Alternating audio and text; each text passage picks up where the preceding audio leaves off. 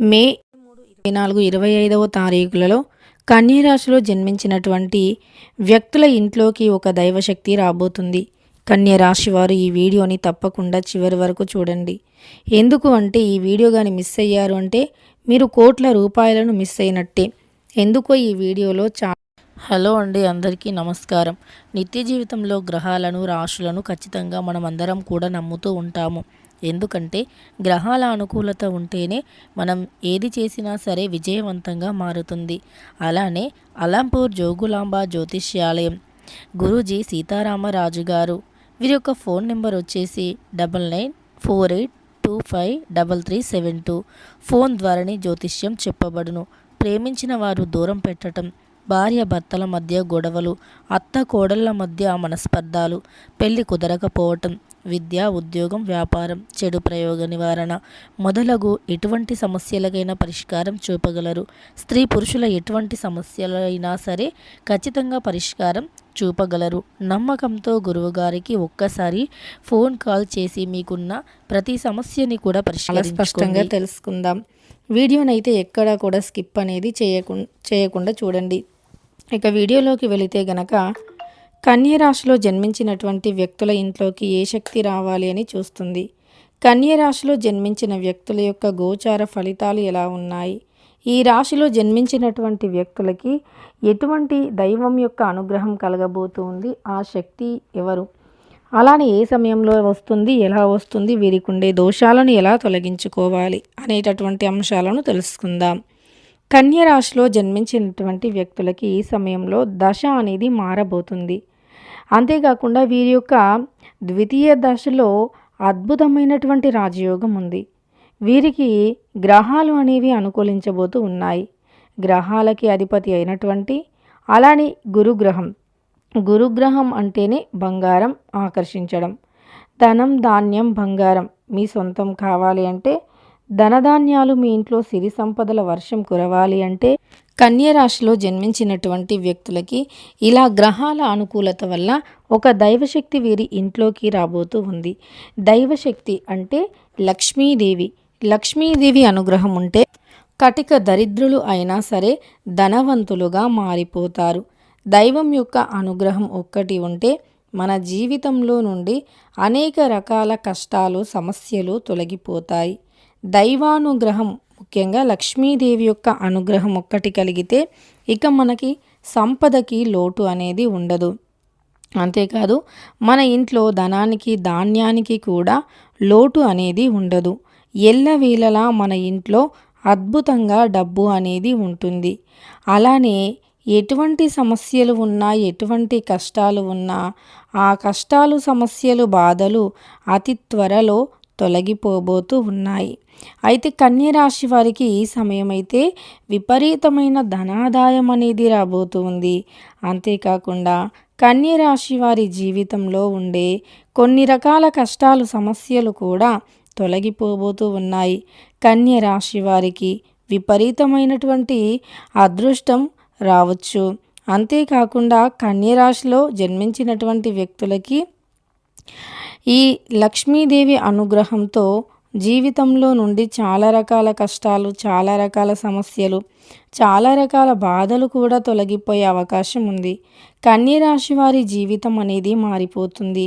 ఒక దివ్యశక్తి వీరి ఇంట్లోకి వచ్చి ఆ తర్వాత నుండి వీరి దశను మార్చబోతూ ఉంది. ఇంతకీ ఆ దివ్యశక్తి ఎవరు, ఆ దివ్యశక్తి ఎలా వస్తుంది, కన్యరాశి వారి జాతకం ఎలా మారుతుంది అనేది ఇప్పుడు తెలుసుకుందాం.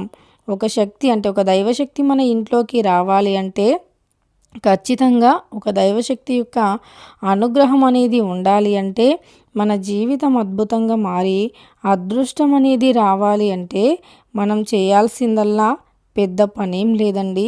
గ్రహాల అనుకూలత మనపై ఉండాలి అన్నా, గ్రహాలు అనేవి మన జీవితంలోకి రావాలి అన్నా, అంటే మన జీవితంలో ఒక మంచి పొజిషన్లో ఉండాలి అన్నా, గ్రహాల అనుకూలత అనేది వచ్చి మన జీవితం అనేది చాలా అద్భుతంగా మారాలి అంటే గనక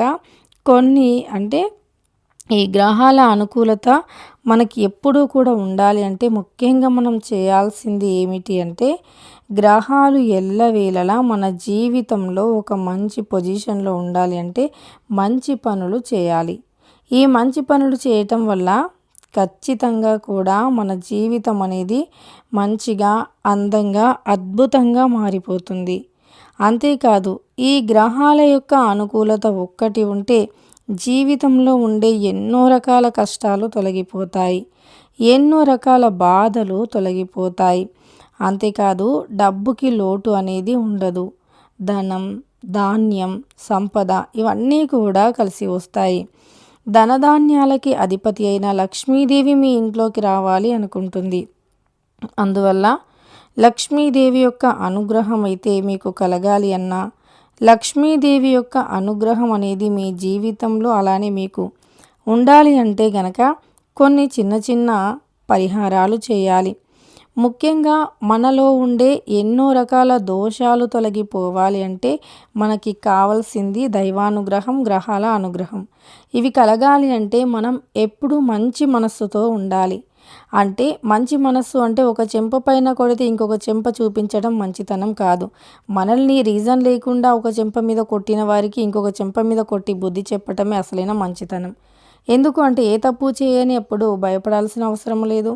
అలానే రీజన్ లేకుండా మనల్ని ఒకరు వేలెత్తి చూపించినా, మనల్ని ఒకరు అన్నా సరే వారికి తిరిగి బుద్ధి చెప్పడంలో తప్పు లేదు. అలా చెప్పినా చెప్పకపోయినా కాలం మాత్రం ఖచ్చితంగా సమాధానం చెబుతుంది.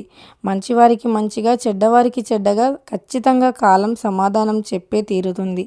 కొంతమంది కాలం మీద నమ్మకం నుంచి మీరు ఓకే కాలమే అన్నింటినీ చూసుకుంటుంది, మమ్మల్ని ఈరోజు ఇలా బాధ పెట్టిన వారికి కాలం ఖచ్చితంగా సమాధానం చెబుతుంది అని మౌనంగా వదిలేసిన వారికి కూడా ఏం పర్లేదు. ఎందుకంటే ఖచ్చితంగా మనకి ధర్మం అనేది ఒకటి ఉంది, న్యాయం అనేది ఒకటి ఉంది, దైవం ఉంది.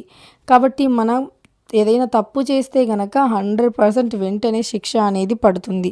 కొంచెం ఆలస్యమైనా సరే కానీ శిక్ష పడటం మాత్రం ఖాయం. కాబట్టి తప్పు చేసిన వారికి శిక్ష అనేది 100% ఏదో ఒక రకంగా పడుతుంది. కానీ మనం ఏ తప్పు చేయకుండా భయపడాల్సిన అవసరం లేదు. కాలం ఖచ్చితంగా సమాధానం చెబుతుంది. అలానే ఏదైనా మనం పొరపాట్లు చేసినా సరే అంటే తెలియకుండా చేస్తే పర్లేదు, కానీ తెలిసి ఏ పొరపాటు చేయకుండా ఉండాలి. ముఖ్యంగా మనం ఏదైనా సరే తెలిసి తప్పు చేస్తే ఆ శిక్ష అనేది ఖచ్చితంగా అనుభవించాల్సి వస్తుంది. కాబట్టి తెలిసి తప్పు చేయొద్దు. తెలియకుండా జరిగిపోయిన తప్పుకి క్షమాపణ అడగటం ఇంకా అది చాలా ఉత్తమం. అలానే తెలియకుండా ఒక తప్పు జరిగిపోయింది అంటే మనకి ఖచ్చితంగా ఆ తెలియకుండా జరిగినటువంటి తప్పుని సరిదిద్దుకునేటటువంటి ప్రయత్నం చాలా మంచిది. తెలియకుండా మనకి ఏదైనా తప్పు జరిగిపోతే దానిని సరిదిద్దుకోవాలి. వీలైతే అలానే క్షమాపణ కూడా అడగాలి. అలా అడిగితే మన జీవితం అనేది ఖచ్చితంగా కూడా మంచి అద్భుతాన్ని ఇస్తుంది. అలానే ఒక రాజయోగాన్ని కూడా ఇస్తుంది అని చెప్పుకోవచ్చు.